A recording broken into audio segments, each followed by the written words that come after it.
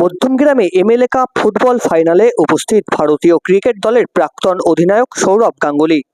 সৌরভ গাঙ্গুলি মাঠে এসেই প্রথমে ফাইনালে ওঠা দুটি দল চন্দননগর এফসি এবং কলকাতা পুলিশের প্রতিটি খেলোয়াড়দের সাথে হাত মিলিয়ে সরাসরি মঞ্চে বসে খেলা উপভোগ করলেন।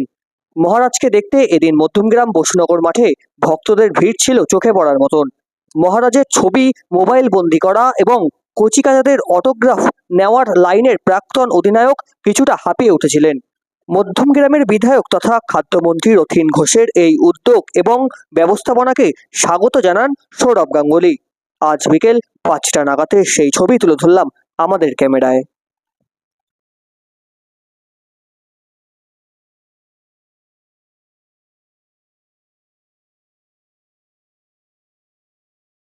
গাঙ্গুলিকে সম্মাননা জ্ঞাপন করছেন শ্রদ্ধেয় রথীন ঘোষ, খাদ্য সরবরাহ দপ্তরের একটু দেখাবেন দাদা, ছবিটা একটু দেখাবেন দাদা। সোনার আংটি আমাদের পক্ষ থেকে, একটি সোনার আংটি, এটা আমাদের একটা স্মৃতি। দাদা একটু ছবিটা দেখাবেন দাদা, ছবিটা একটু হাতে ধরবেন, ছবিটা একটু হাতে ধরবেন। পার্থ চক্রবর্তী, রবীন ব্যানার্জি, রূপক ঘোষ, এখান থেকে প্রাক্তন প্লেয়াররা যারা খেলেছে ফুটবল। তাই আমি এই এমএলএ কাপ পশ্চিমবাংলায় সব জায়গায় হচ্ছিল, কোথাও ক্রিকেট হচ্ছে, কোথাও ফুটবল হচ্ছে। আমি কিছুদিন আগে দেখলাম বরানগরে ক্রিকেট এমএলএ কাপ হয়েছে, কিন্তু এত সুন্দর একটা পরিবেশে ছেলেদের ফুটবল খেলার সুযোগ করে দেওয়ার জন্য আপনাকে অনেক অভিনন্দন।